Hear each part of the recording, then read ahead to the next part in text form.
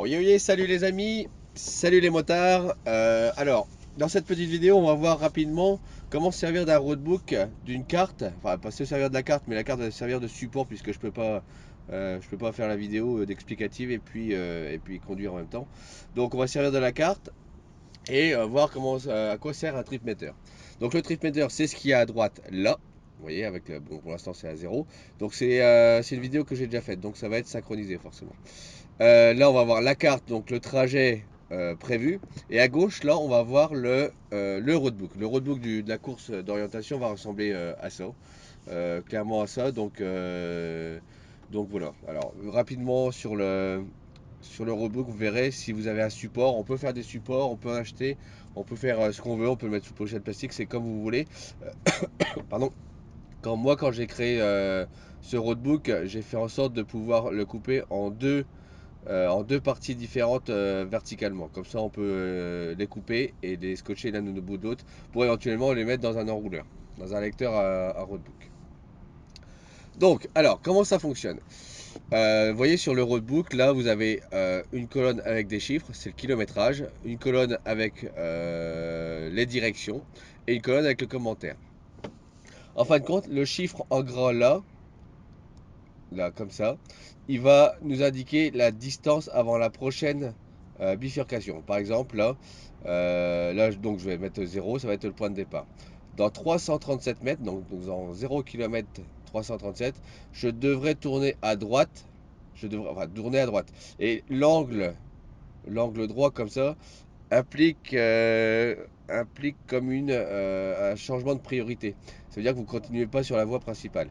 Alors, en rouge, ça vous indiquera qu'il ne faut pas y aller, quoi. Ça veut dire que vous allez avoir un croisement, il y a une route qui va partir à droite, une route qui va aller tout droit, mais vous ne devez pas aller tout droit. Ensuite, on va avoir donc les ronds-points.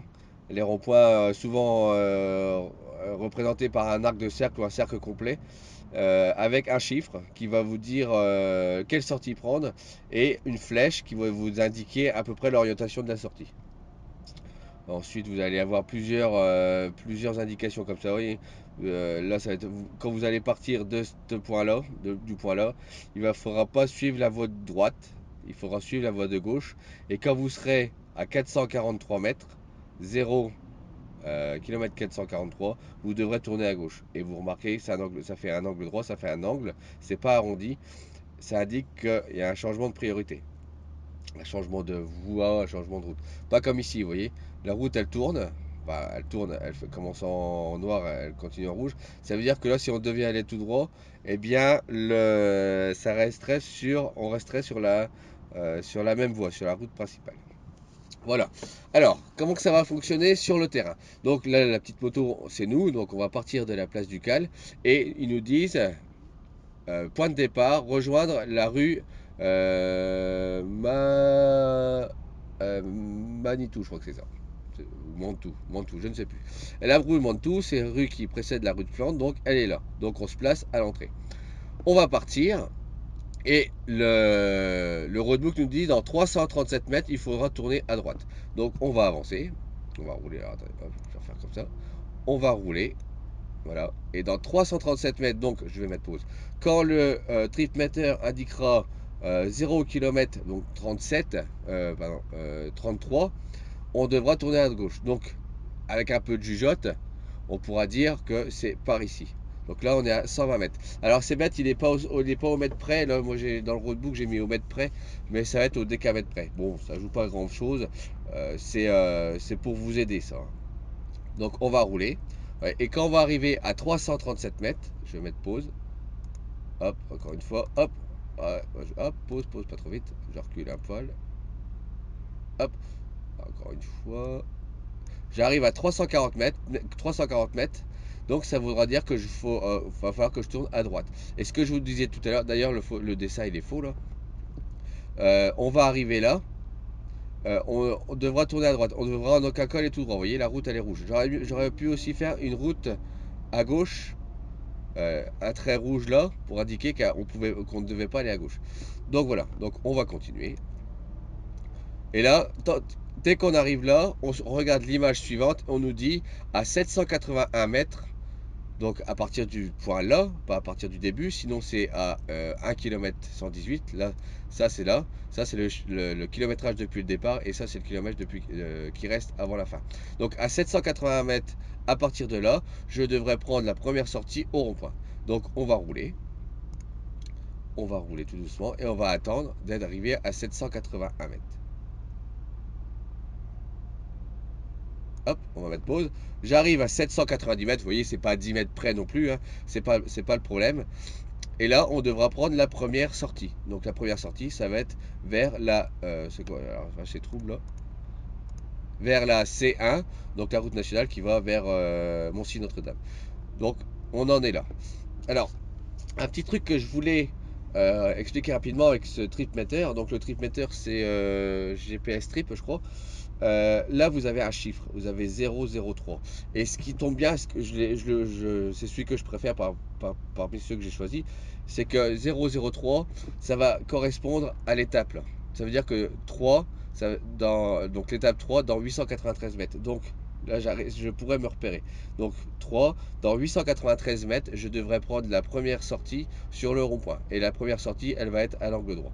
Donc on y va, on va avancer.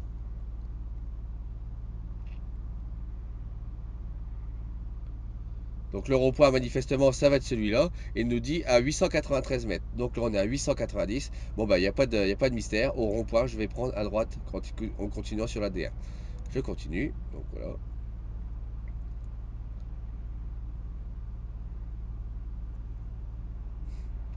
Prochaine étape, ça va être à 4 km 517. Au rond-point, je devrais aller tout droit. Donc, au rond-point tout droit, ça veut dire que la sortie 1, elle sera en face. Ouais, ça indique à peu près, ça sert à s'orienter et ça vous indique là, vraiment la sortie à prendre.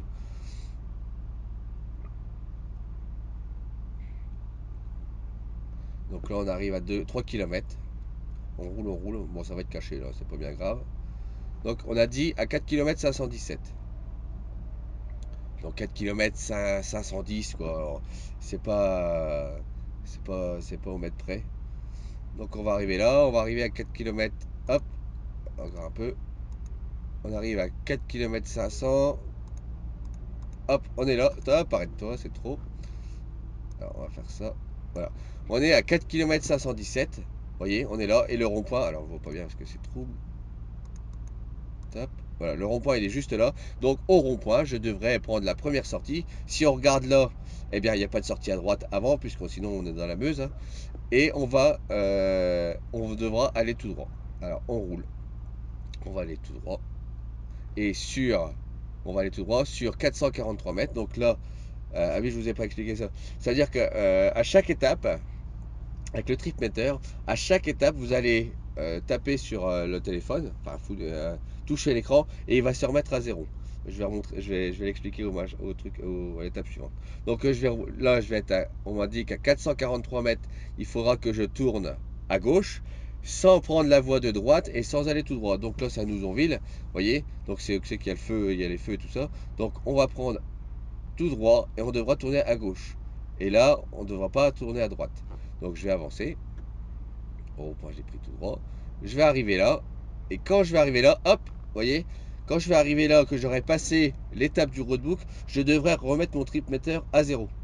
Comme ça, vous repartez à chaque fois pour vous indiquer la distance réelle.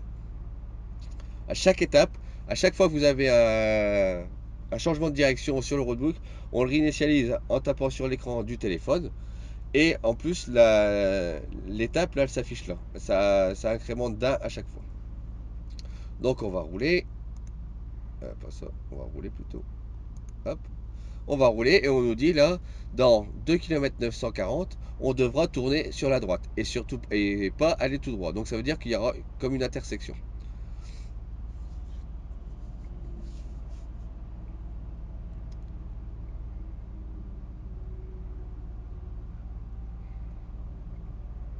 Alors ce qu'il y a de bien sur ce tripmeter aussi, c'est que là, il y a les coordonnées géographiques, là, coordonnées GPS. Dans la course de cette année, on s'en servira une fois, mais après ça peut être sympa. Alors attendez, hop, j'ai loupé l'intersection. Je vais reculer un peu.